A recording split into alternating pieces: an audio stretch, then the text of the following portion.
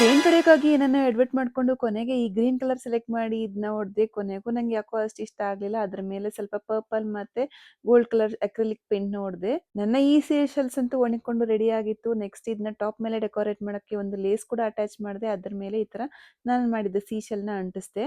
ಅಪ್ಪಿ ಇದು ಯಾವ್ದೋ ಫ್ಲಾಶ್ ಬ್ಯಾಕ್ ರೆಬಲ್ ಸ್ಟಾರ್ ಅಂಬರೀಶ್ದು ಹಳೇದು ಅಕ್ಕಿಲ್ಲ ಬೆಳೆ ಇಲ್ಲ ಚಕ್ರ ಕತೆ ಇದಂಗಿದೆಯಲ್ಲಪ್ಪಿ.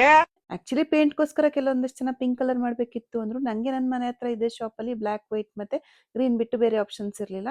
ಹೇಗೋ ಇರ್ಲಿ ಅಂತ ನೆಕ್ಸ್ಟ್ ಕಿರೀಟ ಮಾಡೋಣ ಅಂತ ಒಂದು ಕಾರ್ಡ್ಬೋರ್ಡ್ ಶೀಟ್ ತಗೊಂಡು ಈ ತರ ಮಾಡ್ತಾ ಇದ್ದೀನಿ. ಕಾರ್ಡ್ಬೋರ್ಡ್ ಶೀಟ್ ಮೇಲೆ ಮಾರ್ಕ್ ಮಾಡಿ ಅದನ್ನ ಕಟ್ ಮಾಡಿ ಅದ್ರ ಮೇಲೆ ಗಿಫ್ಟ್ ರ್ಯಾಪರ್ ನ ಅಂಟಿಸೋಣ ಅಂತ ನನ್ನ ಪ್ಲಾನ್ ಇತ್ತು. ಅದ್ರ ಮೇಲೆ ಸ್ವಲ್ಪ ಡೆಕೋರೇಟ್ ಮಾಡೋಣ ಅಂತ ಅನ್ಕೊಂಡು ನೆಕ್ಸ್ಟ್ ಮಾಡ್ತಾ ಇದ್ದೀನಿ. ಕಿರೀಟ ಅಂತೂ ತುಂಬಾನೇ ಚೆನ್ನಾಗಿ ಬಂತು. ಅದನ್ನ ನೋಡ್ಬೇಕು ಅಂದ್ರೆ ನನ್ನ ಪೇಜ್ ನ ಫಾಲೋ ಮಾಡ್ಕೊಂಡು ನೆಕ್ಸ್ಟ್ ಪಾರ್ಟ್ ಗೆ ಕಮೆಂಟ್ ಮಾಡಿ. ಬರೀ ಇಂತದೆಯಾ? ನೆಕ್ಸ್ಟ್ ಪಾರ್ಟ್ ಅಲ್ಲಿ ಕಿರೀಟ ಎಲ್ಲ ಹೇಗಿತ್ತು ಅಂತ ತೋರಿಸ್ತೀನಿ. ಆಮೇಲೆ ನನ್ನ ಈ ವಿಡಿಯೋನ ನೀವು ಯಾವ ಊರಿಂದ ನೋಡ್ತಾ ಇದ್ದೀನಿ ಅಂತ ಕಮೆಂಟ್ ಮಾಡಿ. Thank you.